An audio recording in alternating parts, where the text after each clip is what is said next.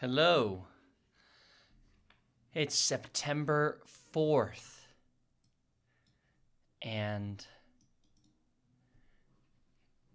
oh my God.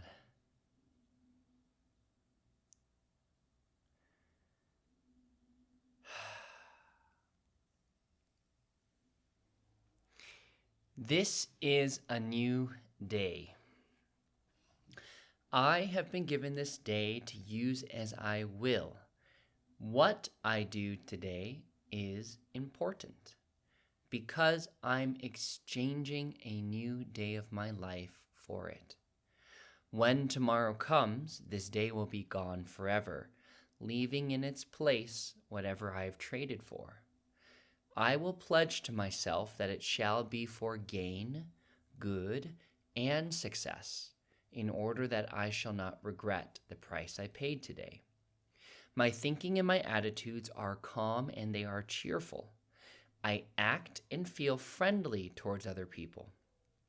I am tolerant of other people, their shortcomings and mistakes, and I view their actions with the most favorable understanding possible.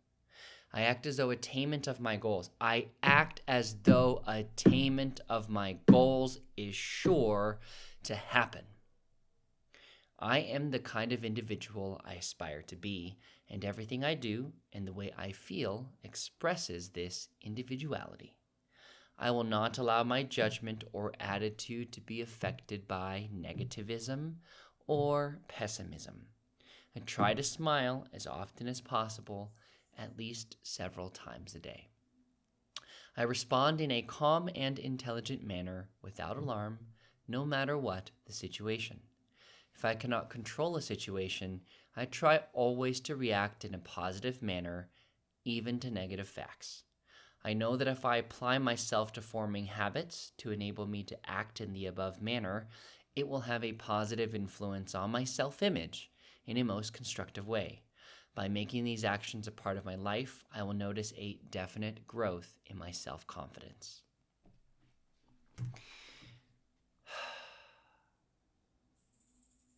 In accounting, one of the systems and the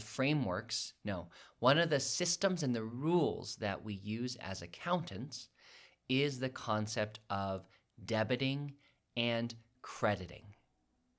In some ways, you can consider this a plus or a minus, and in others, it could be I'm adding to or I'm taking away from. The words themselves, debit and credit, are just words to be used, and they do follow a pattern in the accounting methodology. Now, before I started accounting, one of the places of confusion that I would always run into, and it's intuitive in many ways, is that you may go to the bank and get a debit card. This debit card always takes cash outside of your account. If I were to use my debit card, cash goes out. And you could consider that, I'm debiting my account. Now, and then the other card you have is a credit card. And in a credit card, you pay with your credit card. It's really a loan that you get. The cash goes out, and you get your item. And so in some ways, crediting is still getting an item. So it's so confusing. Now, one of the things that I use to remind myself, we have the accounting equation, which is assets equals liabilities plus equity. And so the learning that you have is anything that's considered an asset, which may include your cash, when you debit the account, you are even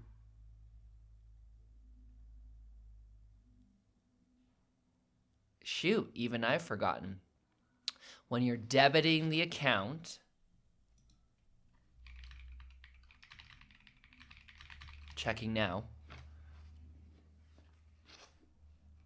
When you debit an account, it goes up, which is not the same as a debit card and losing your money when you use it to pay. So I have a debit account. It's on the left-hand side, which is always the case. Left is debit, right is credit. I will increase my account only on assets.